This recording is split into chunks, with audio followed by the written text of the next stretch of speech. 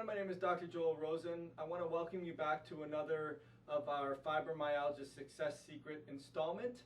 This is Fibromyalgia Success Secret number 4, and it's titled Anemias. If you're dealing with a fibromyalgia problem, doctors may think you're crazy. You've done one test after the next, and all they're doing is giving you Lyrica or Neurontin or gabapentin or anti-inflammatories or antidepressants. One of the major glaring problems that could be caused or be causing your fibromyalgia symptoms is anemias. Anemias are when we don't carry enough oxygen or iron to the cells, and the cells become fatigued, they become inflamed, and it causes a upper brain fatigue and isn't allowing us to put the pedal or the brake pedal on the sympathetic system, and that is causing the fibromyalgia problems. A lot of the times blood tests are very broad, as we discussed in the one of the initial installments, and one of the things that we see a lot of the times are patients that have too big red blood cells or too small red blood cells. Too big could be caused from folate or B12 deficiencies, which is a genetic problem, which a lot of the times doctors aren't even testing. We look at homocysteine levels, and we suggest that we do genetic workups to determine if you have methylation problems.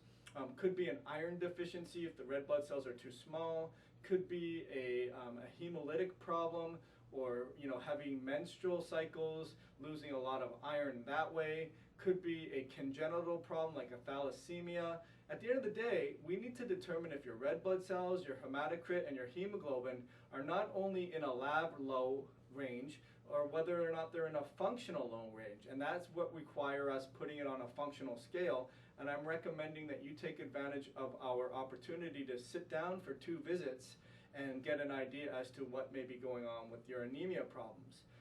We can also determine if the anemia is related to a genetic problem, if it's a macrocytic anemia or microcytic anemia, but at the end of the day it needs to be discussed, because we see a lot of patients that have chronic problems, whether it's fibromyalgia, or an example we had in our office not too long ago, we had a patient that had vertigo problems, and they had CT scans and all these different tests, but at the end of the day, what did they have? They had an anemia.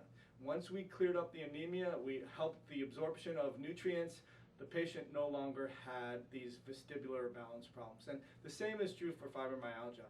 Hopefully you found this lesson important and realize that you need to be assessed for an anemia problem, even though it may not be a full-blown lab anemia. It could be a functional anemia where you're trending towards an anemia tendency, and it is causing some of your fibromyalgia symptoms.